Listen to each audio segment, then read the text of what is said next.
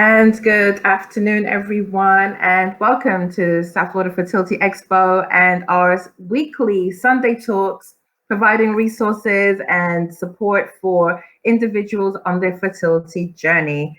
And today we have a special guest who is with us. Her name is Michelle Amor. Let's just go over her profile really quickly. Michelle is from the UK. Michelle Amor from London, the UK, and she is Black, gay, and trying to have a baby. We're going to have a conversation about her journey, what that has been like, some of the hurdles she has experienced, and some of the information and support that she can share for those of us, well, not me particularly, but those of us in the community who are interested in learning more about this side of the conversation. So let me, without ado, just bring Michelle in because we're working with time differences here. So let's go. Hold on. Let's go right here. And Michelle is joining us from London, UK. Hi, Michelle. How are you? Hi, I'm fine, thanks. How you doing?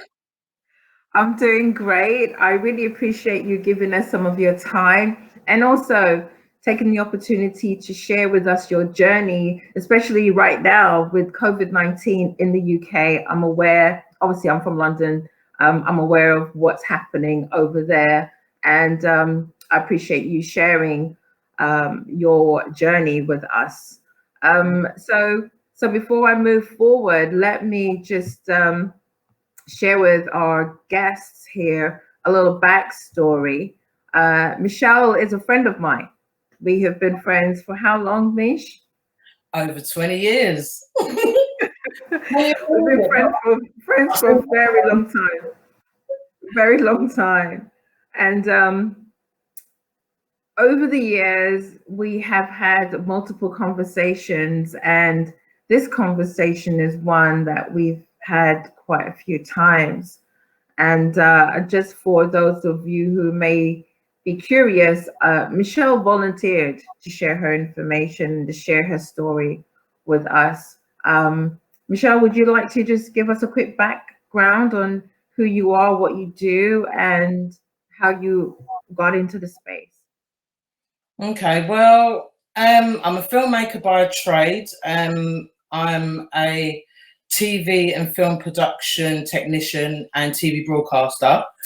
I've been in the industry for well over 20 years. And, obviously I'm gay and stuff like that. And I've always wanted to have a baby, wanted a family of my own, stuff like that. So I had no clue how to start the journey. I just thought it would be easy peasy. And, as soon as I start, I thought, yep, I'll be pregnant. But I've come with some hurdles and challenges that have taken quite a toll on me, to be honest. But I haven't given up. So I'm here today to speak about it more. Wonderful. So, Michelle, when did you start your journey? With the fertility? Yeah. When did you start it? Well, in 2010, I decided that I wanted to start the journey. And then So hold on, 2010, so that's been 10 years ago. You started this journey 10 years ago. 10 years ago. I was thinking about it, and then I started to research and trying to find a donor. So the donor was the hardest part. And, obviously I met someone in person beforehand in America who I had approached. And it so happens that this person was married and was quite a good fit for me, because I thought it would be a lot cheaper to find a physical human being rather than going to sperm banks. So that didn't work out.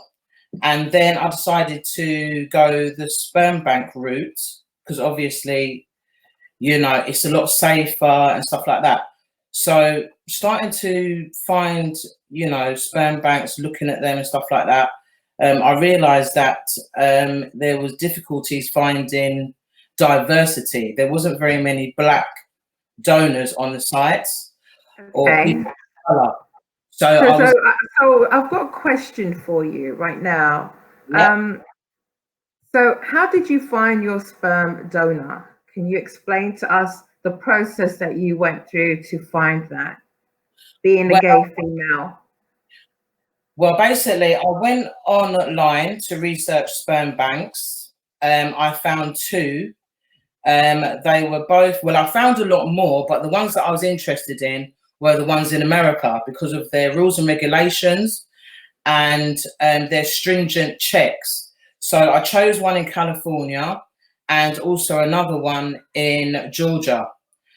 So anyway, I went on the sites. You can basically choose, you can put in basically ethnicity, the area that they come from and stuff like that, and it starts to break down the choices that you have. Once you start breaking down the choices, i.e. UK compliant, which means the person cannot father more than 10 children in the UK, or, their education, their health and history and stuff like that, both maternal and paternal, I started to break down the numbers. So I found, I would say, maybe 10 different donors I was interested in. As I started to read into them more and break it down, I then got down to 5, then got down to 3, then 2, then 1. So then Can that's how I, sorry to interrupt you, but can I ask you which companies you were working with? I was working with Zytex, and they're based in Georgia, in Atlanta, and the other one is Cryobank, California. But the Cryobank, I found, like I was telling you personally, I mean, the pool is a lot wider, but I didn't like the fact that they compare the donors to celebrities, lookalikes. So just say you want someone that looks like Brad Pitt, for instance, or, you would put in someone that looks like Brad Pitt and it will come up as that person. So I just think that's a bit silly, to be honest, but they can't make their money. But then you start breaking it down and then you can't actually see your donor at first. So you have to pay to join as a member on the website to actually see a picture of the donor for a certain amount of days. So you get a membership for, say, maybe 30 days. And within that 30 days, you get a chance to see all the different donors, what they actually look like. And then if you want to actually keep a picture, you have to pay separately to actually keep the picture of that donor. I did find a few good looking ones, but when it comes to education and certain things that I was seeing, I wasn't really interested. But the one I chose was to my liking, education wise, and family history background, both maternal and paternal, which was very important to me. Also, another thing that is quite important for people to know is that you have a choice of buying non-disclosure or disclosure donors. Non-disclosures is basically the child will never know who that donor is. So they will never know who the donor is and they will be completely anonymous. Or you've got the disclosure, which basically gives your child a chance to know who they're genetically related to. So they get to know who that person is later on when they're legally able to. So I chose to have a disclosure donor so that my child, when they arrive, will know who the father is.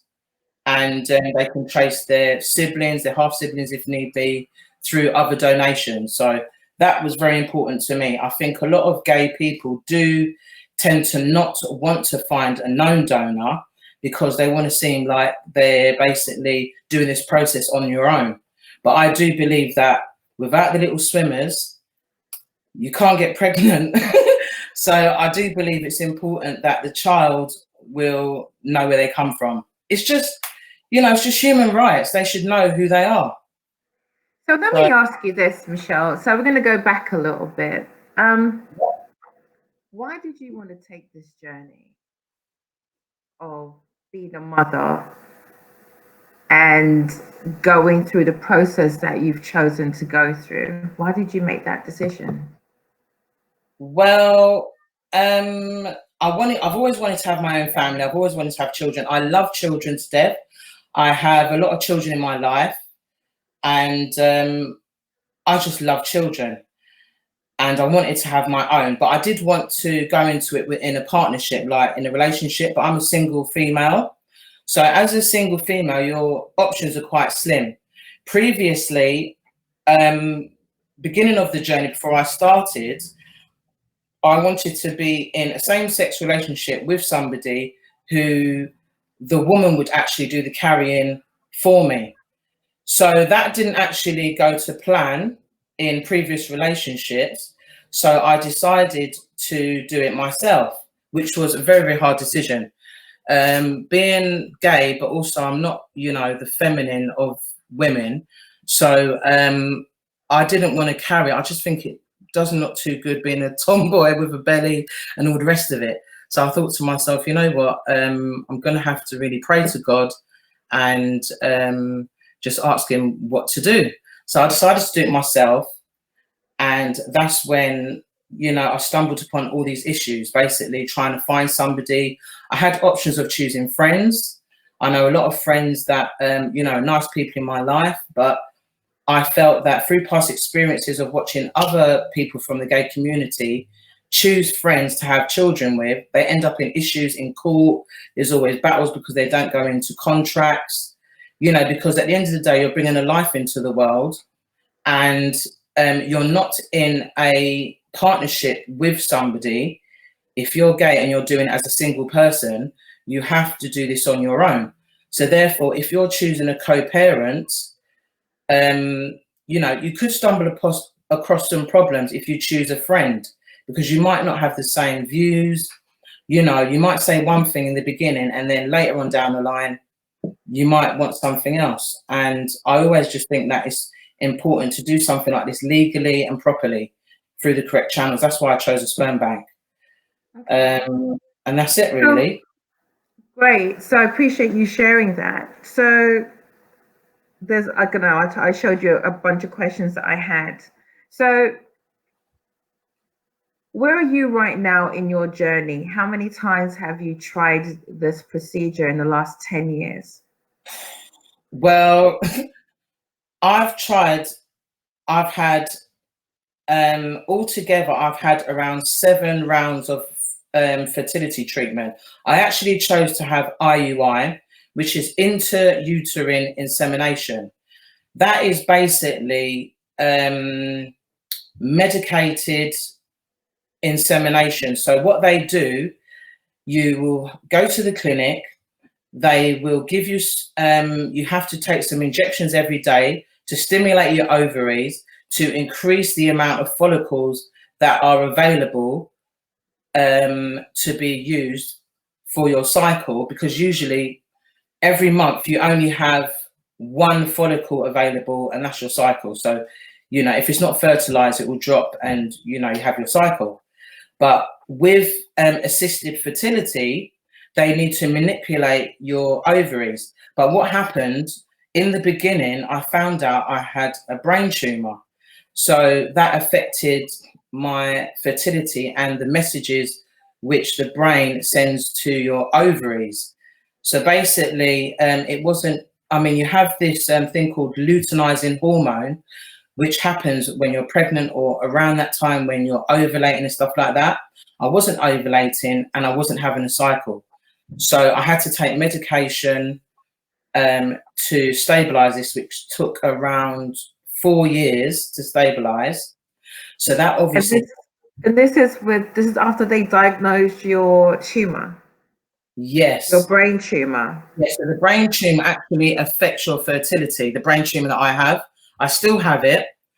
But basically, they told me that because of the tumor, I will not be able to start fertility treatment because I won't be able to get pregnant. And they said I would miscarry.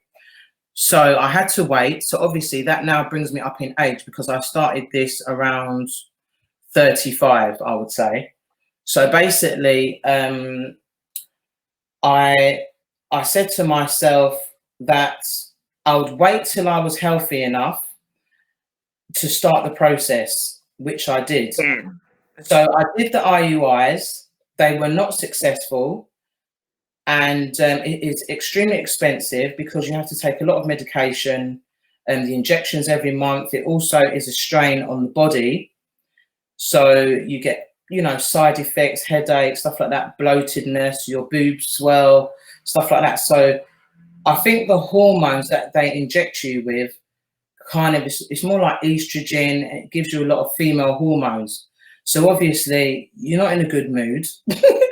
And it's just very stressful because obviously after you've done the insemination, you've then got to wait 2 weeks for the results. So literally every twitch, every movement, you're thinking, oh my God, I'm pregnant. And, you know, you do tests and stuff like that and it comes up negative. It's heartbreaking. But I never gave up. I continued. And I mean, where I'm at today, I've had to cease doing the IUIs and I've decided now to do ICIs, which is intercervical insemination, which means this is not going directly into your cervix. This is just going into the vaginal canal. And basically, I've actually found a donor now. So a physical human being. So And before we start talking about that, how many times have you done this since in the last 10 years? about 7 times. And how much money have you spent around the process? Altogether, it's around the 30 grand mark in Great British pounds. So it's quite expensive. The medication itself is roughly around £3,500 to £4,000. That's just the injections. The sperm, I would say, would cost the sperm samples when you're buying it from the sperm banks. It costs you around £900 per sample, but then you have to pay £500 to £600 in shipping to get it to the UK. Because like I said, I went to clinics in America, so I had to get the samples shipped over here to the clinics. So the samples would be shipped by FedEx. They get here in 24 hours and they're straight in the clinic, ready for use. Right. So tell us about where you are now in your journey. It's been a 10-year journey. It's a long time to keep trying. You said it takes a toll on you mentally, physically. Where are you now in your journey? Well, where I'm at now, I've due to funds and stuff, it's way too much money and I couldn't keep throwing money at clinics. So I've done a lot of research and I was approached by somebody, a donor who basically met me at an event. They overheard me speaking about my journey. We spoke about, we didn't actually speak about anything during that time, but they found me on Facebook, contacted me, and we basically decided to consider co-parenting, which is something I've never thought of before. The reason why I chose to do that now is because I've literally, you know, exhausted all options with the clinics. And I think assisted fertility with medication does not fit my body. I think because I am Virgo intacto, for those that don't know what that is, you know, I've not had any sexual intercourse with a male before. So where I'm Virgo intacto, it's more difficult for me to get pregnant because my body's not used to it. And obviously, some of the clinics have said sometimes a woman's body rejects, you know, semen samples and stuff like that because they're not used to it. And the body sees the swimmers as foreign invaders. So to me, I'm sure mines are up there with shields up. So every time you're saying your eggs are up there with your shields up. Yeah, I don't know what's going on up there, but they need to sort it out. So anyway, I've now found a physical human being and we've decided to go into a co-parenting agreement and we'll take it from there. So what we are going to be doing is ICI, whereby we won't have to go through, I wanted to do it as natural as possible, natural to nature, as it were, you know. So basically I would like to do it without medication. So get the semen samples into the vaginal canal in the clinics, but without using injections and without having the semen samples frozen and stuff like that. So basically they would deposit the semen samples on the day and we will insert the semen samples on the day. That way they're fresh, ready to go, and it's more close to natural fertility if I was heterosexual, for instance. Now, what would you say to those individuals who think, if you've never had intercourse with a man, and I'm just playing devil's advocate here, okay, because I'm your friend, so, I'm just playing devil's advocate. What would you say to those individuals who would say that if you've never been with a man, you've been trying for 10 years and you've not been successful, this is a journey that should not be for you? Well, I'm sorry, I totally disagree. I think that I've already pictured the outcome. I've pictured my child. I think that anything in life that you're passionate about, you continue doing it. Anything that is good to me in life, anything worth having, basically is going to take time. You can't just give up. It's going to be hurdles. There's people that have been trying to get pregnant for 10 years. My mother actually had 2 children, was fertile, everything. She took 8 years. She was trying for 8 years to have my younger sibling, and it didn't work. And then when she went to start IVF, she actually went to the clinic and they saw a baby on the monitor. So, sometimes even if you're straight, it can happen. Pregnancy doesn't happen just like that. Depending on, semen samples, you could be with somebody, for instance, if you're heterosexual, you could be with them for years and you might not get pregnant for them for like 5-6 years or whatever. You go with somebody else, you get pregnant straight away. So, you just don't know. But I just think whoever thinks that it's not my journey, I'm sorry. I feel that if it doesn't work this way, it will work. I mean, there are other options, but I will exhaust all options with my body. I have eggs, they work. My uterus is fine. My womb's fine. So there should not be any issues. I think it's just a matter of time and perseverance, faith and passion. That's it. I don't feel so much. Yeah, I feel that as a woman, just because I'm gay doesn't mean that my body's close to having a child. And why should I? Everyone says automatically, oh, why don't you have adoption? Or, there's loads of kids out there. Why should I? Are you saying that to straight people when they want children? Are you saying you can't get pregnant for your man, go and adopt? No, they're not. They go and have IVF, they try other options. And then when you've exhausted those options, then you can think about other things. But I definitely think that it's possible, and I believe in God, and I just think, just keep trying until it works. I agree. Everybody deserves to have a family, however they choose to have a family. And this is a choice that you've chosen. So I think you should definitely keep going for it. So I know you showed me some videos. You want to share with us a little visual, even if it's just 1 or 2, about what your journey has been like? Michelle has actually documented most of her journey. And we were talking about just sharing a visual of what some of those hurdles have been like for her. Is that something you should want to do, or do you want to just move on? I'd rather talk about them because they're not really ready for public viewing. But basically, I started filming myself. The first video I filmed was in the clinic when I first went to have a scan. That didn't go very well at all. They discriminated against me because I was gay. They said, because in the UK, that's what, obviously you're in America. In the UK, you are entitled to 1 free round of IVF on the NHS. The NHS is a free health service. It's part of our system, whatever. But anyway, they refused me point blank because I'm a gay female. I appealed against it, and they then changed their policy to include gay women on the basis that you prove infertility. I couldn't do that.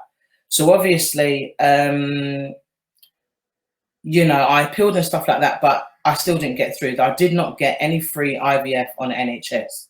And I think it's unfair because, single women who are straight get it, and people in couples get it, and I was unable to. So that was the first video that I filmed. And then I basically just filmed the journey, like in the car, driving to the clinic, 7 o'clock in the morning when it's dark outside, and, you know, filming things like, you know, lying on the bed where they're doing the scans, scanning my ovaries. And, you know, the first experience wasn't good at all. And obviously because it's internal and stuff like that. So, you know, they were saying that I've got to loosen up and all this kind of stuff. It was awful. It's a very traumatic experience, to be honest. But, you know, with and stuff like that, I just had to get on with it. If nothing's going, nothing's going to come out. Yeah, something's got to go in there for sure. So come out. So let's talk about the discrimination. Discrimination. Obviously, I'm here in Miami. Miami is a very free and open city, and I know London to be exactly the same. However, you have shared with me in the past that there's a lot of discrimination that members of the LGBTQ community can experience. So I wanted you to share with us what some of those can be and how someone can get around that. Well, in regards to the clinics, when you're looking through their brochures, most of them, you don't have pictures of 2 women or 2 men or anything else. It's just a man and a woman and a baby. You've even got diversity issues with colour. You don't really see people of colour in their magazines, so you don't feel like, you know, you belong anywhere, to be honest. Discrimination, I feel that a lot of people have misconceptions as to how gay people should get pregnant. Every single person, I think 90% of people that I've spoken to, the first thing they say is, "Oh, do you want to do a turkey baster?" And I get really offended because, you know, turkey baster is to baste the turkey. And obviously, you know, I think it's an insult. And why do they, you know, come to that conclusion? I feel that the government here should really consider their policies, because the clinical commissioning groups are the governing body that decides who should get what in regards to medication in the UK. And, you know, in each borough is a different rule. So there's boroughs in each different cities, in each different areas. And, you know, it's like a postcode lottery. I just feel that there's a lot of discrimination in regards to gay people having children on the NHS, IVF, for instance, for women. I can't really speak for trans because I feel that they're just a different entity, you know. And as for gay men, they've got an option of surrogacy. And with gay men, they can actually use their own semen samples to, you know, impregnate a surrogate for them to have children if they so wish. But yeah, I do feel that the policies need to change in this country, and the clinics need to know that there are quite a lot of gay people wanting children, and they should reflect that in their advertising, which they don't really do. Some of them do now. I am coming across quite a few now, but in the beginning, I mean, I've been on this journey about 10 years now, so I've seen quite a lot of things, and there have been some changes. So, but I'm not sure if that's a genuine thing, or is this just another loophole because it's a money-making thing, you know? So would you say it's cheap? Do you think most people, I know you've been on it for 10 years and I know it's not been successful for you, but on average, do you think using the National Health Service is better than using private services? Well, in terms of, if you want to save money and do your tests, like for instance, the scans are like about £300. To do a full body check is about £500. So it starts to rack up. Each time you go for a scan, it's another £300. Each time you have an injection, you know, it just racks up the bill. So maybe it's good to do your checks, for instance, on the NHS, but I would prefer to use the private clinics because I think they have more options, and with the NHS, there's a lot of protocols and stuff like that, and a lot of rules and regulations they've got to stick to in terms of medication. They probably, for someone like myself, they give you the medication according to your body. So some people, they would give more of a higher dosage so that you release more eggs, and they would probably do that more with the private clinics. With the NHS, they don't want to give too much medication because it's expensive. And obviously, you know, you might have multiple children. So you could end up having 3, 4 kids at once, you know. So, yeah, it just costs the NHS more, I believe. So that's where the loophole comes in. I think that they put these rules and regulations in so that us gay people can't get through, you know. But I do think that going privately is much better. You've got better options. But I would say that you should do your own research the clinics, look at their success rates, the age ranges that have got pregnant and have gone to full-term live births. So you can have good pregnancy rates, but then you've got to think about live births, who's actually carried full term. So, you know, all these statistics you need to look at, you know, and obviously do your own research, you know, eat healthy, stuff like that. You know, everyone's different. So, and there's a lot of different issues. My issue mainly is the brain tumor, but there's people with endometriosis. You've got people that've got early menopause. You've got polycystic ovaries. You've got men that have low sperm counts. So there's lots of different reasons why people go for assisted fertility, not just gay people. Very true indeed. Yeah. And I really appreciate you sharing your journey to help demystify some of those preconceived notions. So let me also ask you this.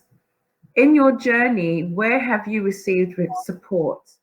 I know I'm one of few straight friends for you, but outside of immediate friends, where have you gone to get physical, emotional support? Well, my personal doctor has been very supportive. He has been fighting my corner from day one. He's helped me to, you know, appeal decisions that have been made that he feels that I'm being discriminated against. Apart from friends and the odd family members, I haven't really had much support, to be honest. And it's just about having faith. I've put my faith and support in God, basically. I've been praying to God, and you know, there isn't much support out there. A lot of the support out there, you've got like forums on websites where you can find other people that are going through infertility issues. So you can actually talk to people on forums and stuff like that. But you know, when you start doing it, it starts to give you a headache. There's so much people with so many different issues as to why they can't get pregnant, and you know, from all over the world. So I mean, I suppose that's a little bit helpful, where you talk to other people that's going through the same thing. But then you're seeing people that, you know, they're getting a BFP, which in the fertility world is called the big fat pregnant. And that's what they refer to it as. So when they get the BFP, they're online saying that they've got the BFP, you know, after 2 weeks of trying or whatever, or, you know, they're actually pregnant. And then you've got the ones that just get the BFN, big fat no, which is me. So, you know, you've really just got to have faith, passion, and enthusiasm not to give up. So I would say that's my support. Okay. And as we start wrapping down, let me ask you, what would your words of advice be for anyone who's about to go on this journey, who's a member of your community? Member of my community. The first thing I would say, it depends on who they are. I can't really speak for trans, but I can speak for lesbian women and gay men. For lesbian women, I would say if you're in a partnership with somebody, you both need to be on the same page if you want children. If that person doesn't want children, there is no point. You need to find somebody else and basically go about doing it on your own. If you are a single female like myself, I would suggest that you work out whether you want to have co-parenting or if you just want a donor. Originally, like I said, I've changed my mind. Well, I have changed my mind. Before, I wanted just a donor, but a donor who I would know who it is. And but now I'm interested in co-parenting because that way it's a shared thing with somebody else. So my advice is do a lot of research online. For safety and everything like that, it's best to find a donor from the sperm banks. They are legit. You get all the information, genetics, and all the medical stuff that you need. I would also advise try not to do it with friends. There's, in the gay community, a lot of us are like family with each other. We love each other and stuff like that. And it is like a family kind of thing. And it's quite easy to, say, use one of my friends, let us two do it because you're gay, I'm gay. But to be honest, sometimes from my experiences, what I've seen, it does not end well. It ends up in problems. And everyone that I know that have had a child with a friend or whatever it is, whatever agreements they've made, is end up in court. And I wasn't willing to do that. I wanted to start my journey where I'm in control. And, thirdly, I do think that if you are going to get someone or like a co-parent, you found a physical human being that you trust, that's not a friend or family member or whatever, you should get solicitors and get a contract in place. So once you get the contract in place, have all the different clauses that you wish to put in there that are in the guidelines to wherever you come from, whether it's the UK, America, wherever, so that it's equal to both parties, and also have this legally binded. That way, if anything happens in the future, you need to decide who the child's going to be living with. Simple things like names could be an issue. So everything, you have to be in agreement with the person that you're co-parenting with, because to be honest, you're not in a relationship partnership situation, but you're in a partnership situation. It's a co-parenting partnership. So you have to be in agreement on at least similar things. You're not going to agree on everything, because now I found a donor. We don't agree on everything, but we have compromised for it to come together. And I feel that it is possible. As long as you want the same things, you've got the same morals, the same standards, you can't really go wrong. And save your money, because you're going to need it. Every penny counts. There's not much options. And I wouldn't say put yourself in debt, because you don't want to be borrowing money from the banks or borrowing from here, because fertility treatment is expensive. And you don't want to be in debt with a belly and with stress. You want to be entering this process stress-free. You haven't got monetary issues and stuff like that. So if you are looking about going on this journey, you need to have money put to one side, and know that there could be something else to pay for. Because on the journey, I didn't think I'd need to pay for extra things. And there's been so much that I've had to pay for along the journey, so that's it really. So would you say now's a good time in age? What's the average age that you think is a good time for someone to start if they want to even go down this journey? I would say start from the age of 30.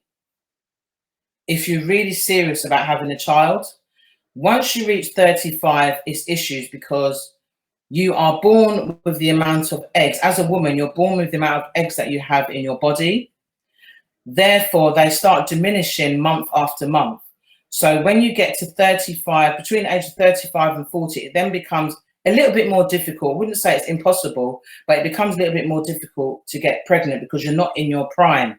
Therefore, your eggs are a lot slower, and they're not producing as fast and stuff like that, because you've got a sack of follicles in your ovaries. And if you think about it, you have a cycle every single month until you have menopause. So each cycle that you have, you're losing eggs. Now, if your cycle's not on time, for instance, if you're not having a cycle that's 28 days long and your cycle's shorter, over time you're losing more eggs, because my cycle was short and I was losing a lot more eggs each month over time.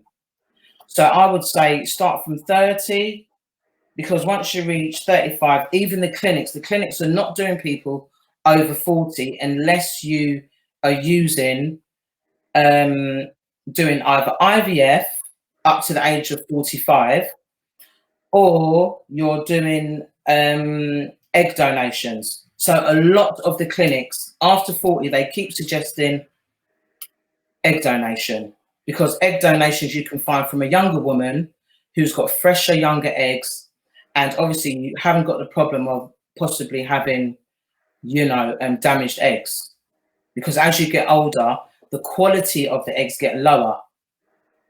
But luckily my eggs are healthy, and not everyone's is healthy. It all depends on what you eat. So eating is very important. You can't fill up your body with a lot of sugar. Sugar is not good for the reproductive system and stuff like that. A lot of milk is not good for you. It's good to have maybe plant-based almond milk, stuff like that. These things, you need to take into consideration. Wow. So it's a lot to take in, but it's a lot to take in. But what you're sharing are tips and suggestions that have been suggested for heterosexuals. So it's not very different. Your sexuality is the only difference.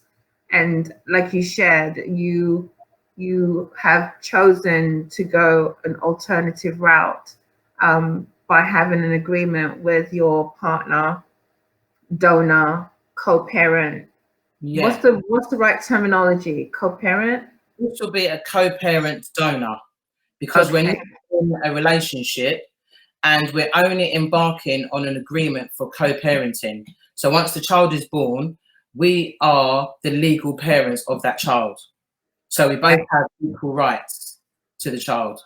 Whereas if you was to use just a donor of the sperm banks, you, which is the woman, is the legal guardian for that child.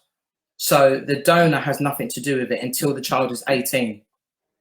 So then the child is able to contact the donor and say, I'm, your child or whatever. But it is less complicated, I suppose, to use sperm banks. But also it is also nice to share that experience with someone else who has the same ideas as you, which is very, very hard to find.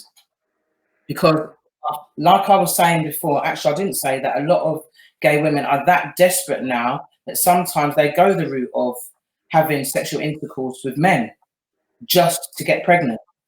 And I think they're putting themselves at risk. They're going on random sites. There's a lot of free donor sites out there, but a lot of the men on there are looking just for free sex, basically. And they know that women are that desperate to have a child. I've been approached by at least maybe 100+ men that have wanted to have sex so that I can get pregnant. But there's no guarantee. They just want to have fun. They just want to have fun, and they're not taking it seriously. They give you all the lines online. Yes, I'll be your donor. Da, da, da, da. Then you start breaking it down, and then they start getting to nitty gritty. Well, I'm only willing to do, donate sperm if I can do it the natural way. And then you say, see you later, bye. But a lot of women, they're doing it and they're putting themselves at risk. And I just think it's dangerous. It's a lot safer to use the sperm banks, and hands down, they do a really good job, and their testing is just tight.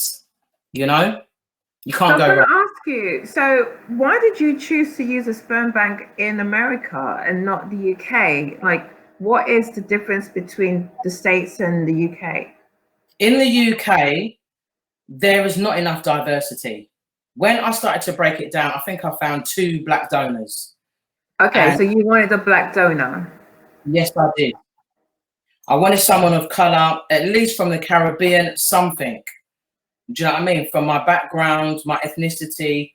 And obviously, when you start breaking it down, people of color, or I don't know if the sperm banks are not advertising in the right places to find black donors that are educated and all the rest of it, or, you know, professionals, but it's just not there. The numbers are not there. So if I was to choose a donor in the UK on the sperm banks, I'm left to like 2 people that everyone's going to be using. And that's not what I wanted. I wanted a larger pool to choose from. And obviously in America, you've got the Caribbeans, you've got people from, you know, Trinidad, Jamaica, Barbados, the Bahamas, you've got people from Bermuda, you know, then you've got the big pool of African Americans. You've just got an array of choices of decent sperm donors, and, you know, their professions, you know, and it's just better. And that's why I chose America. Okay, understood. Yeah. Well, Michelle, you shared a lot with us today. I really appreciate you. I know you've been one of my cheerleaders for a long time, telling me, "Go, Shell, you can do it. You can do it." And I just want to thank you for sharing with us your journey. And you know, Okay. it's been 10 years in the making, and I know that you've now entered another chapter. Yeah. I'm It's, hoping at some point we can have another conversation, whether it's 6 months from now, we can have another conversation and see where you are in this next chapter with your donor stroke co-parent. yeah, I'm very excited. I was, like I said, I wasn't going to choose a co-parent at all. It wasn't in my mind. But after I interviewed the guy, spoke to him, I mean, our first meeting, he was actually crying. So he was so nervous that he was crying. And then I was a bit emotional. And I just thought maybe God sent this person. And that's what I think. So I'm just going to run with it and see what happens. You only live life once, Mish. You only live life once, and we all deserve happiness, and we all But deserve yeah, to to have your what our viewers, heart's desires are. yeah, to your viewers, I definitely think that anyone that's trying to have a baby, don't give up. You know, my story, there's a lot of people that have had my brain tumor and have got pregnant and stuff like that. So, you know, don't just think that, oh, it's not working. You know, do a lot of research. There's so many things. There's one thing that I think is very important for women to know as well. There's a medication called CQ10, CoQ10 enzyme, and it's a natural element in your cells which give your cells energy. So if you are over 35 trying to get pregnant, this pill helps your eggs to stay refreshed and your cells to stay vibrant and stuff like that. So that's something that the private clinic told me, not the NHS. And obviously I have felt a difference with, you know, since I've been taking CoQ10, because I've only started taking that since January. They've now said, Wow. yeah, So in they've the said, whole 10 years, nobody told you about this particular mineral, herb, or vitamin that could help yeah, you. no one, just one doctor in a private clinic. And he told me about CoQ10. I researched it and started taking it. And now, so my last scan, which I had recently, I think like I've had literally 3 scans this year. And they've said that my follicles are, they've even reproduced themselves. So I've got more eggs. And they told me I had low reserve before. So I've got more eggs, they're more healthy. So I'm hoping that this will work this time. But yeah, for people over 35, I believe that CoQ10, straight or gay or whatever, a woman's body is a woman's body. That gives your cells energy and it is healthy and it's a natural substance that's already in your cells. So yeah, that's a tip that you can take away. Mish, thank you so much for sharing. That's We okay. definitely have to. I hope I haven't gone on too much. Well, we got to wrap up right now, but Yeah. just want to say thank you very, very much for sharing. Um, And to our viewers out there who are watching this video, definitely subscribe to the channel, be aware when we're doing more videos. We're doing this every Sunday. Every Sunday, we're going to talk to different people and professionals who are on their fertility journey, sharing from integrative medicine to conventional medicine to personal testimonies of success or just efforts of trying, just to encourage and to share information